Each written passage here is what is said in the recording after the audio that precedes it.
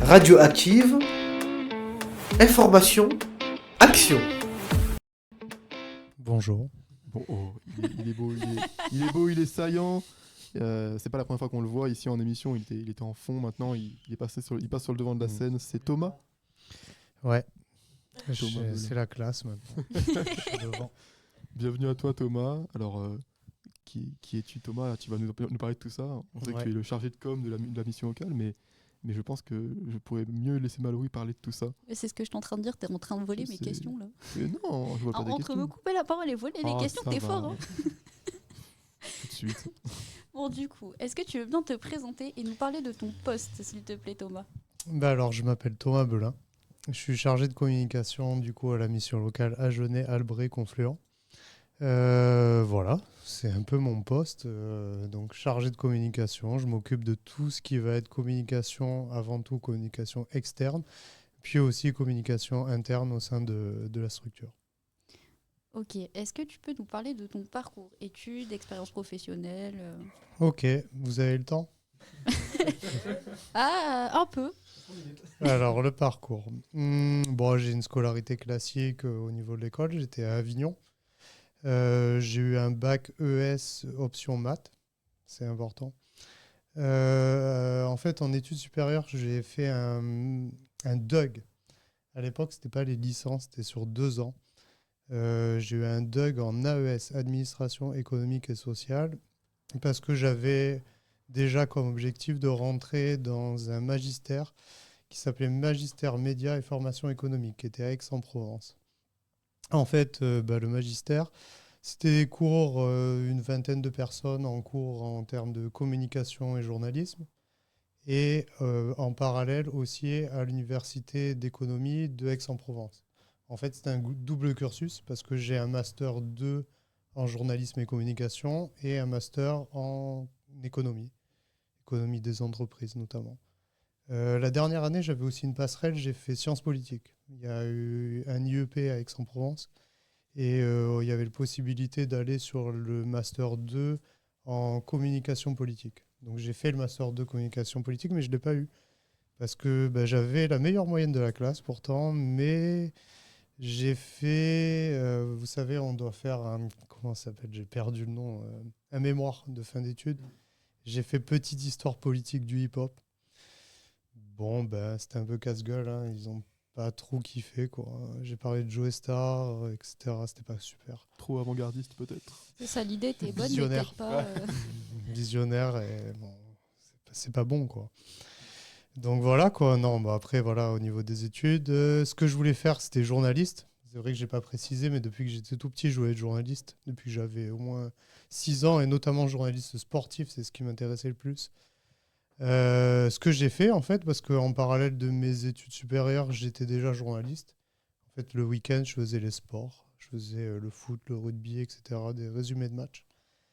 Voilà, et puis après, j'ai commencé à bosser. J'ai bossé à la Provence, surtout. C'est le journal régional chez nous, donc pour l'édition d'Avignon.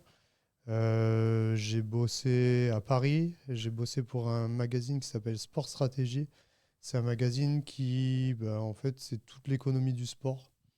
C'était super intéressant. J'adore l'économie et le sport. Le sport, c'est ce que j'aime le plus au monde. Donc, c'était génial. J'ai bossé aussi pour pas mal de journaux sur Paris quand j'étais pigiste. Surtout, notamment, j'étais spécialiste dans tout ce qui était dopage dans le sport. Donc, tout ce qui est dans le cyclisme, surtout, etc. J'ai fait pas mal d'articles là-dessus. Je suis parti au Canada entre 2009 et 2010. J'étais à Montréal. Là, j'ai pas fait du tout dans ma branche. J'ai bossé comme serveur en restauration. Ce que je faisais déjà aussi en parallèle aussi de mes études supérieures. Et après, quand je suis rentré, je travaillais pour le Guide du Petit Futé. C'est un guide touristique que vous connaissez peut-être. Édition Avignon, puis après édition Vaucluse et la Provence. Et puis, j'ai arrêté le journalisme parce que j'en avais marre. On commençait à rentrer dans les tendances de fake news, etc. Donc, on nous disait un peu ce qu'on devait écrire. Puis, moi, ça ne m'intéressait pas trop de faire ça, quoi. Voilà. Et je suis reparti au Canada pendant quasiment 3 ans, entre 2012 et 2015. Un petit goût d'Airbnb. Ouais, voilà, il fallait, quoi, hein, c'était obligé. Et là-bas, bon, j'ai commencé à travailler du coup dans la communication. J'ai repris des cours aussi pour me spécialiser dans tout ce qui était réseaux sociaux et maintenance de sites web. Et puis après, ouais, j'ai commencé dans la com, à la Société des sciences du Québec, puis après à l'AQPV, Association québécoise plaidoyer victimes. C'était super intéressant. C'était tout ce qui était droit et intérêt des victimes d'actes criminels, donc des personnes victimes de harcèlement sexuel, harcèlement moral, tentative de meurtre, etc. C'était vachement, vachement intéressant, notamment parce qu'on travaillait beaucoup avec les députés pour faire avancer les lois. Et puis après, je suis revenu en France. J'ai rien foutu pendant 1 an. Je suis resté à Avignon. J'ai bien gagné ma vie au Canada, comme beaucoup de personnes qui sont allées là-bas, vous le direz. Et après, bah, j'ai commencé à travailler à la mission locale. Donc ça fait depuis 2016. Au mois de juin, ça fera 10 ans que je travaille à la mission locale. Bah, sacré parcours. Ouais, c'est assez long. Ouais, mais c'est chouette, justement. Solide, ouais. On essaye. Est-ce que tu peux nous dire quels outils de communication tu utilises et comment tu adaptes ta stratégie pour toucher les jeunes de 16 à 25 ans? Alors, bah, outils de communication, là, c'est vraiment très diversifié. Les réseaux sociaux, forcément. C'est génial, hein. D'ailleurs, souvent, je réfléchis à comment les mecs qui faisaient de la communication il y a 20 ou 30 ans. Devait être une galère complète. Maintenant, il y a plein d'outils gratuits qu'on peut utiliser. Réseaux sociaux, ça va être la newsletter. J'ai toute une liste de diffusion à qui je veux envoyer la newsletter. Le site web, les relations presse, donc faire des communiqués de presse, ça c'est un outil de com. Tout ce qui va être visuel, alors j'en parlerai après parce que je sais qu'il y a une question que j'aborderai après par rapport au visuel. Voilà, après tout ce qui va être mis en place pour quand on fait des événementiels. Vraiment, c'est très diversifié en termes d'outils, de canaux de communication, quoi. Et après, comment toucher les 16-25 ans, c'est un peu en s'adaptant à eux, à leurs envies, on va dire. Par exemple, on parlait tout à l'heure de l'inscription.com. L'inscription.com, ça a été vraiment dans ce sens-là. Il y a l'appli Mission Locale, qui est super intéressante, parce que là, on est vraiment sur les jeunes, c'est-à-dire il y a beaucoup d'utilisation du téléphone. Maintenant, même moi, jeune et moins jeune, hein, moi, je me rends compte que je suis sur un écran quasiment 24 sur... Quoi, non, je dors. 16 heures sur 24. Donc, c'est l'appli Mission Locale, ça leur permet de répondre aux offres d'emploi directes, ça permet de se positionner sur les ateliers, etc. C'est vraiment adapté à eux. Là, ils vont avoir des notifs, des trucs. C'est accessible. Voilà, surtout. c'est super accessible. Après, au niveau des réseaux sociaux, là, on commence à essayer de rentrer sur TikTok. Moi, c'est pas mon truc, hein. TikTok, c'est pas ma génération. On a des super express, n'hésitez pas à aller les voir. Ouais, voilà. Allez les Très voir, bon ils sont contenu fort. très très drôles. Parce que moi, je suis génération Facebook, hein, donc on monte ses pieds quand on est à la plage, on monte son plat, etc. Là, c'est devenu très évolué. Ouais, on essaye, quoi. TikTok, là, on est complètement dedans, quoi. On essaye de rentrer dans les outils, dans les canaux de communication qui touchent nos cibles, notre cible. Ok. Qu'est-ce qui te plaît le plus dans ton métier? Waouh, il y a plein de choses. Qui me touche le plus que j'aime le plus dans mon métier, quand je parle mission locale, c'est de pouvoir travailler tout simplement avec des jeunes. J'adore ça.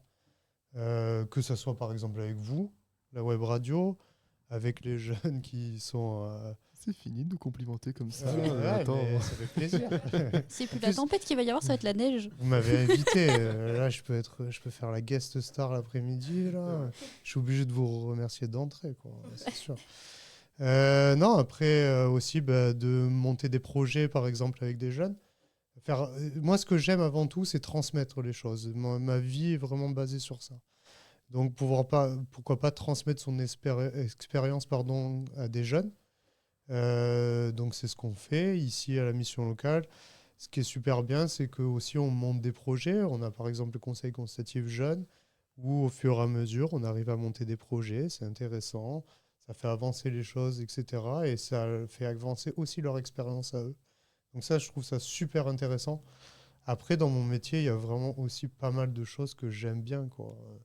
J'aime bien faire des posts sur les réseaux sociaux, j'aime bien écrire des articles parce que j'ai été journaliste, donc j'écris des articles pour le site web. Il y a vraiment plein de trucs qui me plaisent, quoi. T'as trouvé ta voie à la mission locale, en fait. Ouais, je pense quand même. Non, quoi, trouver ma voie, je sais pas si C'est un c'est grand ça, terme, quoi, mais... mais en travaillant en mission locale, ça me donne quand même un équilibre. Ok. En effet. Je pense que j'aurais plus que si je travaillais dans le privé où je dois vendre des trucs, etc. Je suis presque persuadé que ça me plairait moins. Hmm. Pour rebondir sur le fait que ça te donne un équilibre, est-ce que du coup, tu as une journée type par rapport à ça et est-ce que tu travailles tout seul ou tu es en équipe? Alors, journée type, ça n'existe pas. Je pense vraiment, je beau essayer de creuser, mais en communication, je vois vraiment pas ce qui va être une journée type. Des fois, il y a des petites routines. Les posts sur les réseaux, toutes ces choses-là. Après, peut y avoir une demande d'un collègue qui fait que ça passe sur en priorité ou de la direction. Il y a tellement de trucs à faire. Hop, on va avoir un événement. Ben, alors pendant 2 semaines, on va se focaliser sur cet événement, mettre les choses en place pour que l'événement soit bien organisé. Il n'y a pas de journée type. Pour moi, il n'y a pas de journée type. Et d'ailleurs, c'est pour ça que je pense que j'aime bien ce métier-là. Parce qu'il n'y a pas de journée type. Mm. Parce que je peux passer une journée en étant ultra concentré sur quelque chose et le lendemain, je sais pas, chercher un nouvel outil de communication, une nouvelle forme, m'intéresser à quelque chose de nouveau. C'est super intéressant. Et après, ben, je travaille pas seul. J'ai une coéquipière qui s'appelle Lola, qui est donc mon assistante. Et ce qui est très bien, en fait, c'est que bah, tous les deux, on arrive à trouver un bon équilibre au niveau du travail. Moi, je suis plus être dans le côté, en effet, écrit, aussi planification, organisation, etc. Et Lola, elle est vraiment très forte en tout ce qui va être production, créativité, donc visuel, voilà, tout ce qui va être vraiment dans le côté créatif. Donc c'est bien parce que ça donne un certain équilibre. Et puis chacun rentre dans ses spécialisations et fait bien les choses dans sa spécialisation. Mm. Je pense que c'est important. En règle générale, en effet, dans plein de métiers, on doit être polyvalent. La synergie. Synergie, c'est ça. Non, mais c'est vraiment très très important parce que même si on nous demande d'être polyvalent, il y a quand même des gens qui sont spécialisés dans certaines tâches, etc. Et il ne faut pas négliger ça. Ouais, chacun a ses points forts et tout le monde se complète. C'est un peu comme Exactement. moi, la web. Par exemple, Florence se débrouille très bien en informatique. C'est ça. Nino est très à l'aise au micro. Marie se débrouille très bien en communication. Et du coup, chacun avec nos... Et toi, tu fais quoi? Moi, je suis la loufoque du groupe. Ah, d'accord, ok. L'animatrice. Euh, Non, Mallory, elle a fait les affiches pour le premier Oui, direct. c'est Oui, vrai, c'est vrai. c'est Elle a vrai. le permis maintenant. Non, Mhm. non, faut pas. Ah non, mais négligé, c'est pas attention. négligé, mais c'est parce qu'elle parle pas d'elle. Bah oui. c'est pas parce Faut que se j'ai le mettre permis en que je sais avant. réellement bien conduire. Après, ça, c'est... C'est autre chose. On va se remettre sur les questions.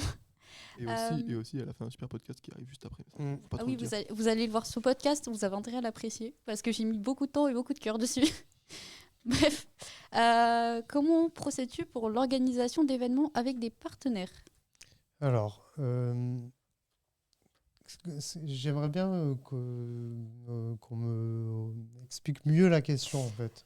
Comment tu t'organises ou comment tu fais quand il y a des événements avec des entreprises, par exemple? Comment tu les contactes, tu D'accord, démarches. ok. Voilà.